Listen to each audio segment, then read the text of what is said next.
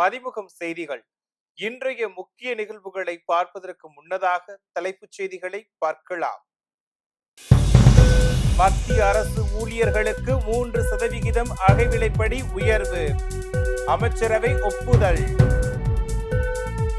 நடிகர் சிவாஜி கணேசனின் 98வது பிறந்த நாள். சிவாஜியின் மணிமண்டபத்தில் முதலமைச்சர் மு.க.ஸ்டாலின் மரியாதை. விஜய் குறித்த நேரத்தில் வந்திருந்தால் பெருந்துயரம் நடந்திருக்காது, செந்தில் பாலாஜி விளக்கம். கரூர் துயர சம்பவத்தை தொடர்ந்து விஜயின் மக்கள் சந்திப்பு பிரச்சாரம் ஒத்திவைப்பு, தமிழக வெற்றி கழகம் அறிவிப்பு. தமிழகத்தில் அடுத்த 7 நாட்களுக்கு மிதமான மழைக்கு வாய்ப்பு, வானிலை ஆய்வு மையம் தகவல். மத்திய அரசு ஊழியர்களுக்கு அகவிலைப்படி 3% உயர்த்த அமைச்சரவை ஒப்புதல் வழங்கியுள்ளது. மத்திய அரசு ஊழியர்கள் மற்றும் ஓய்வூதியதாரர்களுக்கான அகவிலைப்படி அதிகரிப்பு குறித்து மத்திய அமைச்சரவை கூட்டத்தில் விவாதிக்கப்பட்டது. இந்த கூட்டத்தில் மத்திய அரசு ஊழியர்களுக்கான ஊதியத்தில் அகவிலைப்படி 3% உயர்த்த மத்திய அமைச்சரவை ஒப்புதல் வழங்கியுள்ளது. இந்த புதிய அகவிலைப்படி உயர்வு ஜூலை 1ஆம் தேதி முதல் அமலுக்கு வரும் என தெரிவிக்கப்பட்டுள்ளது.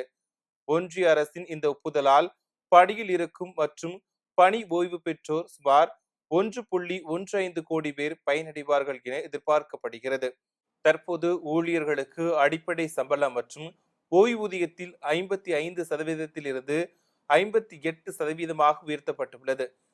தசரா மற்றும் தீபாவளி பண்டிகையை முன்னிட்டு ஒன்றிய அரசு ஊழியர்களுக்கு சம்பள உயர்வு மகிழ்ச்சியான செய்தியாக அமைந்துள்ளது. நடிகர் சிவாஜி கணேசன் பிறந்த நாளையொட்டி அவரது மணிமண்டபத்தில் முதலமைச்சர் மு.க.ஸ்டாலின் மரியாதை செலுத்தினார். நடிகர் சிவாஜி கணேசனின் 98வது பிறந்த நாள் கொண்டாடப்படுகிறது. இதையொட்டி அரசியல் தலைவர்கள், திரை பிரபலங்கள் மற்றும் ரசிகர்கள் உள்ளிட்ட பலரும் சிவாஜி கணேசனின் சிலைக்கு மரியாதை செலுத்தி வருகின்றனர். இந்நிலையில் சென்னை அடையாறில் உள்ள அவரது மணிமண்டபத்திற்கு வெளியே அமைக்கப்பட்டுள்ள சிலை மற்றும் உருவப்படத்திற்கு தமிழ்நாடு அரசு சார்பில் முதலமைச்சர் மு.க.ஸ்டாலின் மாலை அணிவித்து மலர் தூவி மரியாதை செலுத்தினார். அதனைத் தொடர்ந்து அமைச்சர்கள் மரியாதை செலுத்தினர். அப்போது நடிகர் பிரபு, விக்ரம் பிரபு, கவிஞர் வைரமுத்து உள்ளிட்ட சிவாஜி கணேசனின் குடும்பத்தினர் உடன் இருந்தனர்.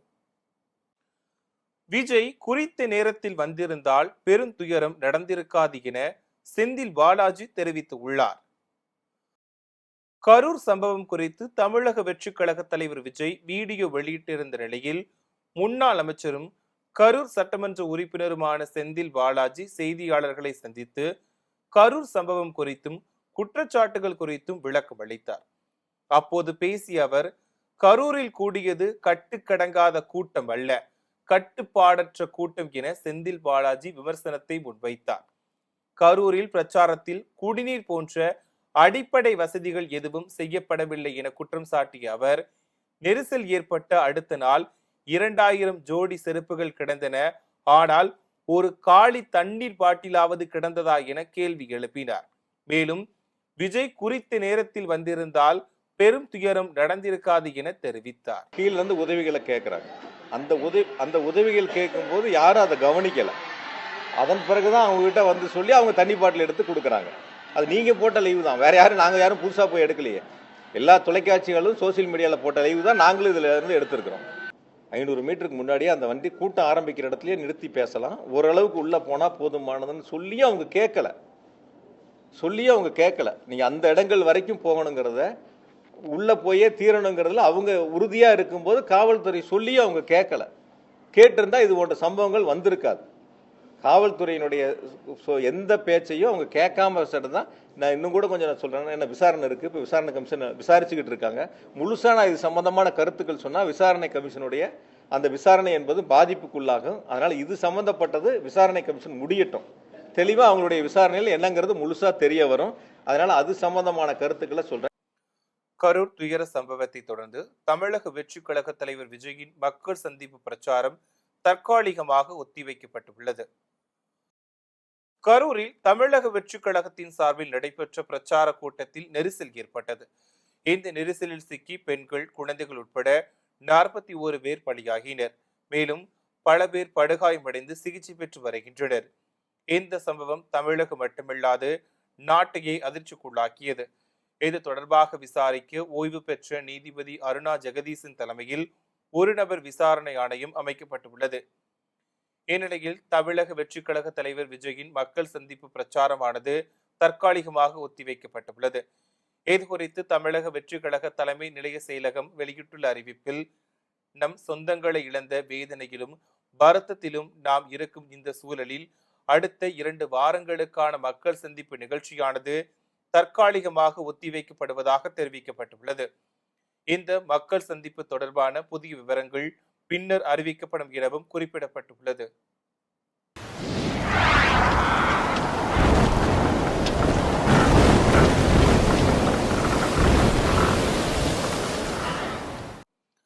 தமிழகத்தில் அடுத்த 7 நாட்களுக்கு மிதமான மழை பெய்யக்கூடும் என வானிலை ஆய்வு மையம் அறிவித்துள்ளது.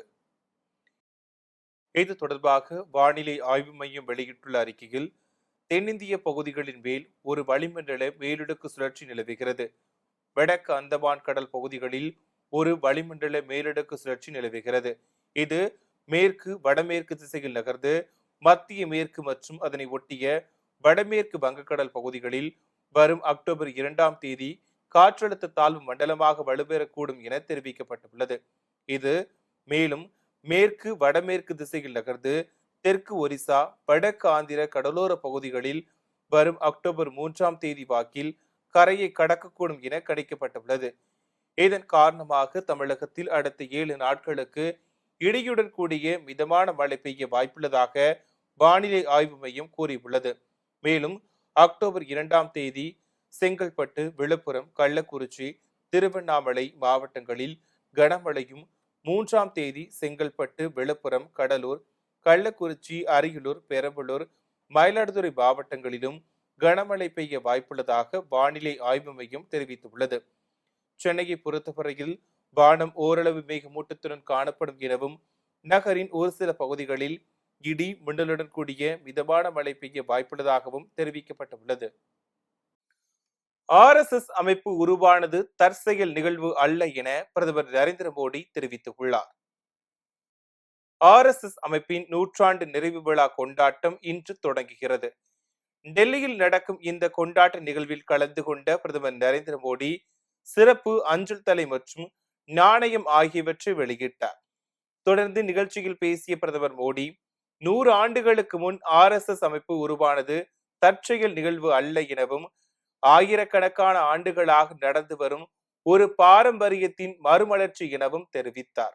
தொடர்ந்து தானும் RSS அமைப்பை வேறாக கொண்டவன் தான் என பேசிய பிரதமர் மோடி, தீமையை எதிர்த்து உண்மையை நிலைநாட்டி நாட்டிற்கு பல சேவைகளை RSS இயக்கம் செய்துள்ளதாக தெரிவித்தார். திருப்பூர் மாவட்டம் தாராபுரத்தில் மது போதையில் மனைவியை அடித்து கொலை செய்த கணவன் போலீசாரால் கைது செய்யப்பட்டார். திருப்பூர் மாவட்டம் தாராபுரத்தில் மது போதையில் மனைவியை அடித்து கொலை செய்த கணவன் போலீசாரால் கைது செய்யப்பட்டார். திருப்பூர் மாவட்டம் தாராபுரம் அருகே நாகராஜ் என்பவர் கட்டிட தொழிலாளியாக பணியாற்றி வருகிறார். இவர் மது அருந்திவிட்டு தனது மனைவி ராஜகுமாரியிடம் தகராறில் ஈடுபட்டதாக தெரிகிறது. அப்போது நாகராஜ் தனது மனைவியை கட்டையால் சரமாரியாக தாக்கியுள்ளார். இதில் படுகாயமடைந்த ராஜகுமாரி சம்பவ இடத்திலேயே பரிதாபமாக உயிரிழந்தார். இதனை கண்டு அதிர்ச்சியடைந்த நாகராஜ் அங்கிருந்து தப்பிச் சென்றார். தகவல் அறிந்து சம்பவ இடத்திற்கு சென்ற போலீசார் ராஜகுமாரியின் உடலை மீட்டு பிரேத பரிசோதனைக்காக அரசு மருத்துவமனைக்கு அனுப்பி வைத்தனர். மேலும் தலைமறைவாக இருந்த நாகராஜை கரூரில் வைத்து போலீசார் கைது செய்து விசாரணை மேற்கொண்டு வருகின்றனர். பல்வேறு மாவட்டங்களில் நடைபெற்ற நிகழ்வுகளை களத்தில் மதிமுகம் பகுதியில் பார்க்கலாம்.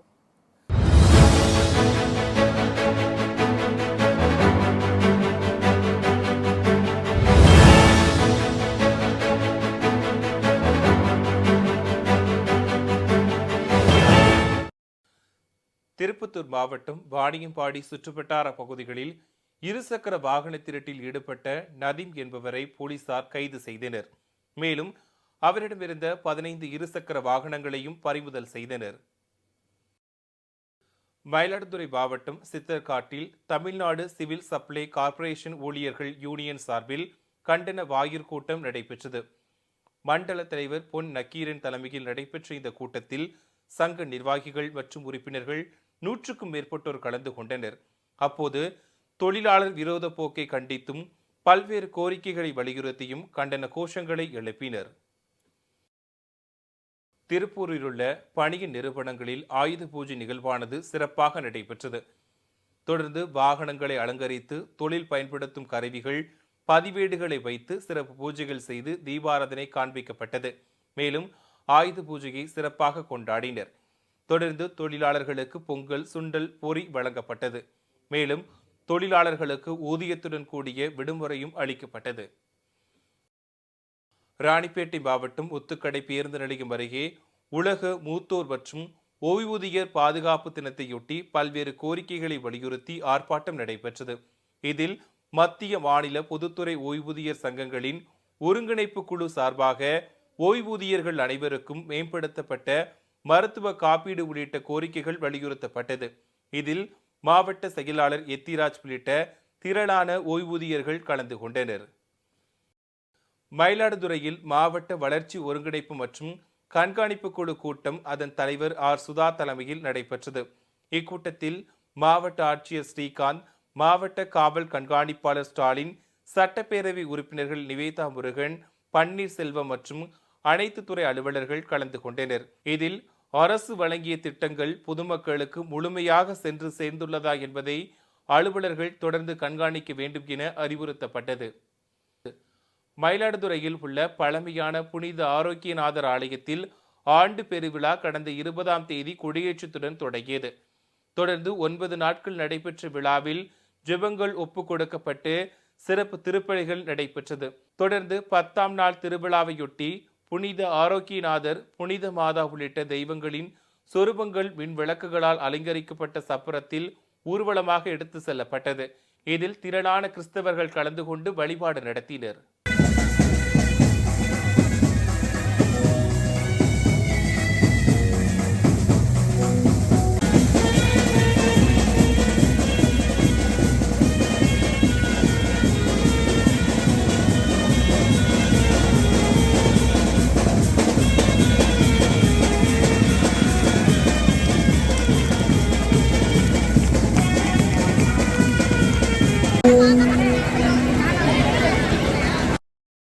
திருப்பத்தூர் அடுத்த பொம்மிக்குப்பம் பகுதியைச் சேர்ந்தவர் அம்பேத். இவர் வழக்கம் போல் வேலைக்கு புறப்பட்டு சென்ற நிலையில் மாவட்ட ஆட்சியர் அலுவலகம் எதிரே திடீரென மயங்கி விழுந்து உயிரிழந்தார். தகவல் அறிந்து சென்ற போலீசார் இந்த சம்பவம் குறித்து விசாரணை மேற்கொண்டு வருகின்றனர். இந்த சம்பவம் அந்த பகுதியில் பெரும் சோகத்தை ஏற்படுத்தியுள்ளது. எண்ணூர் அனல்மின் நிலையத்தில் உயிரிழந்த தொழிலாளர்களின் குடும்பங்களுக்கு தலா 25 லட்சம் ரூபாய் இழப்பீடு வழங்க வேண்டும் என அன்புமணி ராமதாஸ் தெரிவித்துள்ளார்.